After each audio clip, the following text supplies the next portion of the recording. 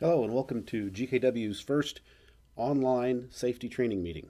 We're doing these safety training meetings online for several reasons. First of all, it's going to be more universally available. If we've got a crew out in Kansas, we don't have to have them drive all the way back to the offices just to go through training and then drive all the way back. This way, everybody can have availability of these trainings. Second of all, it's a better use of our time.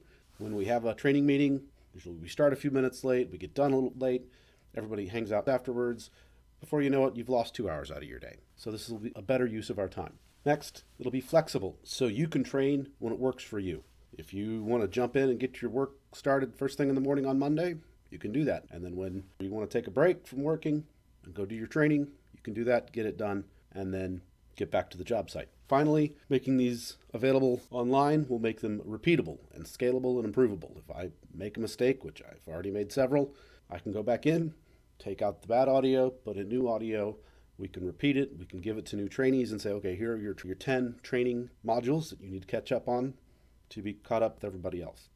So without any further ado, here we go. We're going to start into our first audio-visual GKW training. I'd like to start our safety trainings with talking about something that happened in the news. This month's selection comes from OSHA on October 3rd of last month, a week from yesterday.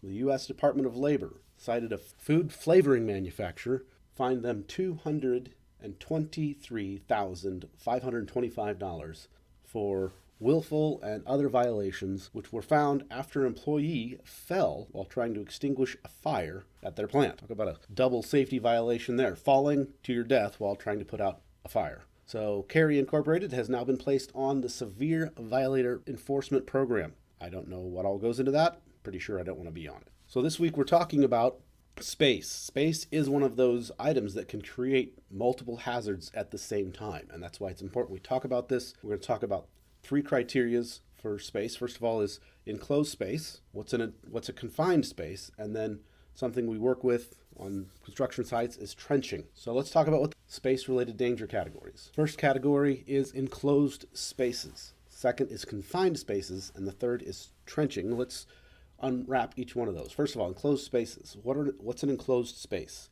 An enclosed space is a space that matches any of these criteria. First of all, there are limited openings for entry and exit. Second of all, inadequate ventilation. And third, it's not designed for continuous worker occupancy. It doesn't have to match all 3, it just has to match 1. I'm thinking about my basement. If I were to have hired some guys to go down and work in my basement, 1, they would have limited openings for entry and exit. That would be an enclosed space. They would have inadequate ventilation. That would make it an enclosed space. The third criteria, not designed for continuous worker occupancy, probably not qualify as my basement. My basement probably doesn't qualify for the third one, not designed for continuous worker occupancy, but that doesn't matter because it qualified for the first 2. So it just has to hit one of these 3 criteria. So then that leads us to the next category, which is confined spaces. A confined space is any enclosed space with an additional danger. If you have to look for exits, you don't have enough ventilation, or it's not designed for continuous worker occupancy, it's an enclosed space. If you add a hazardous atmosphere, if you add a potential for engulfing the entrant, or the possibility of being trapped, asphyxiated, a slip and fall, any other danger, you add that into a closed space and it becomes a confined space. So what do we do with our confined spaces? Well, first of all, don't create a confined space. If you have an enclosed space you're working in and you go get a power tool that is gasoline operated and you bring your gas can down there and you open it up and you pour some gasoline in there, you've just entered hazards into your enclosed space. So don't create confined spaces. Don't put hazards into enclosed spaces. If you do have a confined space that will be a permanent confined space, then it needs to have an evaluation done by the employer before anybody gets into it. Second of all, it has to have a written permit space program. In order for someone to enter that confined space, they have to have a written permit, which they have to then be able to know what all those dangers are, what the hazards are, what the problems are with the confined space, what the exit plan is. All that needs to be known before you go into a confined space. Then you need to have a permit. You have to have an actual written permit from your employer or the general contractor saying, yes, you can go into this confined space. And then finally, you need to make a record of who's in the space and when. So if you're in the confined space, somebody needs to know that you're in there. And there needs to be a record of when you were in there so they can go back and track who was in there at what time every time that confined space was entered. So how do we keep these dangerous spaces safe? How do we make them safe spaces? Well, first thing you need to do is you need to have a space attendant. A space attendant is going to be somebody who knows the hazards of that space you're entering into, whether it's confined space or an enclosed space. They know the hazards. They need to be outside the space to be able to observe, and they need to be able to communicate with you, or if you're in trouble, they need to be able to communicate to those who will rescue you. Hey, come over here. Tony's stuck in a hole. We need to get him out. That's what the space attendant is there for. Also, if you're going to enter a confined or enclosed space, you need to be the informed and authorized entrance. You can't just have anybody get into a dangerous space. They have to be informed. They have to know what the dangers are in that space. They had to know how to use all the equipment required in that space. They need to be able to communicate with that space attendant who's outside of it, and they need to know how to exit the space if necessary. And that is, if your space attendant is not able to help you, if they're handling something else, you need to be able to self-rescue. And as the informed and authorized entrant, you can refuse to get into a space that you don't feel like you're safe in. You can say, it's not safe until these criteria are met. I'm not getting into it. How else do you make it a safe space? Well, you have to have an escape plan. You need to have a ladder, a harness, a retrieval system of some sort, something that allows you to get out of there quickly if your enclosed space becomes a confined space because of some hazard entering into it, or if the hazard gets actuated and now there's a fire in there or there's water getting in. You need to be able to get out and get out quick. Last way to make space safer is to be able to have emergency contact communication. You need to be able to talk to your supervisor before you go in. You need to have your phone handy. So if something happens, you can call 911. You can call your buddy who's outside the trench. You can call your space attendant. If you've got a way to communicate, that's going to help you keep that space safe for you. And once again, you have the right to refuse entry into any space that you don't feel is safe. Now let's start looking at another criteria of confined and enclosed spaces that we deal with a lot in construction, and that is trenching. Trenching is whenever you dig a hole any more than 4 feet deep, it's called a trench. And trenching needs to have certain safety things in place. Now, OSHA is looking for 4 big things. The fatal 4: fall protection, struck by, electrocution, and caught between.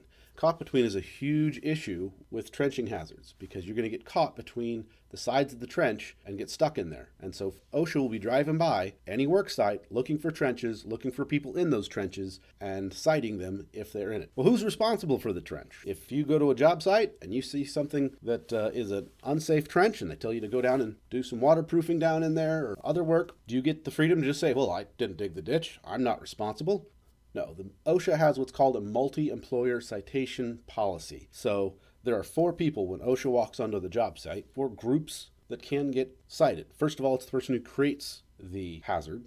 They get cited. It's the person who controls the hazard. That's usually your general. General contractors control the hazards on the job site. That person can be cited. The correcting employer, the one who will be fixing it or should have been fixing it, that person is able to be cited. And then the exposed or exposing employer. So that would be us. If you're working at a site on Thursday, and then on Friday, a guy goes down in there and pulls the ladder out that allows you to get out of that trench. And then you go back to work on Monday, you're not the one that created that hazard by taking the ladder out. You're not the one who was in control of that ladder being removed. You could have put a new ladder into it. If you get into it without that ladder, you're exposed. And we are able to be cited by OSHA for that. So everybody's responsible. You don't just get to push it off and say, well, I didn't dig the trench. It's not my fault. So what are the hazards of getting in a trench? Well, cave-ins and collapses. Equipment falls into trenches and crushes people. Oh, you could fall in the trench. You could be down in the trench and fall. Or you could fall into the trench. You're walking by and all of a sudden, boom, you're falling down into your trench. There's flooding or water accumulation. If it starts raining, and sometimes out here in Missouri, you know how one minute it's sunny and the next minute buckets are falling from the sky. That's a hazard if you're in a trench. So you need to know about that possibility of water accumulation. Check the forecast for the day. And then there's hidden hazards, hazards you don't necessarily know that might be in there. There might be gas lines, there might be electricity lines in there. So know the hazards before you get in. Also know the different classes of soil that you can be getting into when there is a trench. There is, first of all, stable rock. If you are next to a limestone cliff, it can remain vertical, straight up and down. That doesn't create a safety hazard. But then there are types of soil we have to consider. There's type A soil, which would be like clay, which you dig down and it doesn't fall. It's just like you sliced off a piece of clay, and then you dig again, you slice off another piece. It's like the soil we have a lot of out here in Clay County. So that's type A.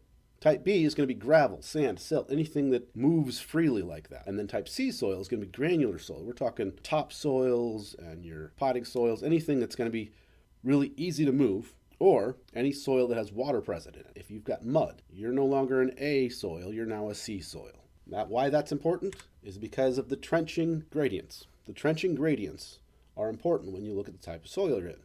So if you're on a type A soil, you can have a 3/4 to 1 slope on the grade. That means for every 3/4 of an inch you go over, you go down an inch. So if you have a 4-foot hole, the slope from the top to the bottom, 4 feet, it's going to be a grade of 3 feet. That's your run to the drop. Then there's type B soils, which would be 1 to 1. That's pretty easy. Foot of rise, you have a foot of run. For every 4 feet of rise, you have 4 feet of run. And then type C soil, which is those muddy soils, then you need to have a 1.5 to 1. So for every 1.5 feet you go over, you can only go down 1 foot. 1.5, down 1. Now these are all criteria that are hard to grasp maybe and hard to measure. So one way you can analyze the slope real quickly on your job site is by using your personalized pocket ruler. In everybody's pocket, hopefully, there's at least $1 bill. That dollar bill is 6 inches by 2.25 inches. So if you take and you fold where that line is down at the bottom of the dollar bill, a 1/4 inch line, you fold that up, now you have a 2-inch by 6-inch ruler. If you fold it in half, now you have a 3 by 2 ruler. Why is the 3 by 2 ruler important? Well, now you have a 1.5 to 1 or a 3/4 to 1. And you can just line up the edges, hold it level, and you can see if your slope matches the angle on your folded dollar bill. Okay, finally, we're going to look at this horrible incident that happened and see how this could have been prevented. This is a young plumber's assistant who went down into a trench to do some plumbing on some new construction and never made it out alive. He was down in the trench, it rained, water accumulated, and he was not able to escape the trench, and he drowned. And then the firefighters had to dig him out because the trench caved in on him. So let's go through our criteria, what we've learned. First of all, is this an enclosed space? Well, yes, it's an enclosed space. So he should have had, a space attendant. He should have had somebody outside of the space knowing he was in there, keeping an eye on him. He should have been informed and authorized to get in there. He should have known, hey, this trench isn't dug right. I shouldn't get in here. He should have been equipped with a safety plan. He should have had an escape plan to get out. He should have had a ladder or something, harness that would have pulled him out, or he could have climbed out when the rain started. Instead, the rain started, mud just got slippery, and he couldn't find a way to dig himself out of the trench. And finally, emergency communication. We need to have some means of alerting people to the hazard he was in. Second thing let's look about, is this a confined space? That was our second criteria we looked at. Well, yes, I would say it is a confined space because you have an enclosed space and then you've added another hazard. What's the hazard? Well, the chance of it caving in on him. That makes it a hazardous confined space, not just an enclosed space. So within a confined space, there should have been an evaluation done. There should have been an employer should have come out before that guy even got in there and evaluated the trench and said, no, this isn't safe for my guy to go in here. And then they should have had their space program. They should have had a plan of what the hazards were. Here's where you're getting into it. Here's how you're getting out. Here's how we're going to be safe. Here's who your space attendant is. They would have had a permit required. In order for the gentleman to get in, he would have had to sign off on, hey, I'm getting in here, and everybody knows I'm getting in here, and then records of who was there. So if the rain starts, you see the rain coming, you know Tony's in the trench over there, you're going to go get Tony out. But instead, there was no records, there was no one knew he was in there until they found him. And finally, how else could this have been prevented? Well, it is a trench. It's more than 4 feet deep. If you can look at the soil type there, it's definitely not soil. It looks like clay, but water is present. So any soil that has water present, any mud, becomes type C. That is the one where you need the 1.5 to 1 rise to run. So that would have been the appropriate slope grade. He would have been able to get out of that had he had the appropriate slope grade. And he would have also had a means of exit. So guys, this is all about keeping you guys safe, keeping you guys home at the end of the day, at the end of the week, being able to keep going out there and working and making a living and not having to expose yourself to these dangers in order to do it. So whenever you enter into an enclosed space, start thinking, how am I going to get out of here? Do I need to be aware of any other hazards that are going on in here? If there are other hazards, okay, am I now in a confined space with a hazard? Am I in the bear cage with the bear? That isn't just enclosed, it's confined. I want to get out of here, and I need to know how to get out away from this hazard. If you're ever getting in a trench, always be aware of the hazards that exist there and make sure that you communicate to whoever's in charge communicate to whoever's telling you to get in that trench the safety concerns you have, and have them make sure they evaluate it and make sure that it's all trenched properly before you get in. Well, thank you for listening. Hope you're having a great day out there.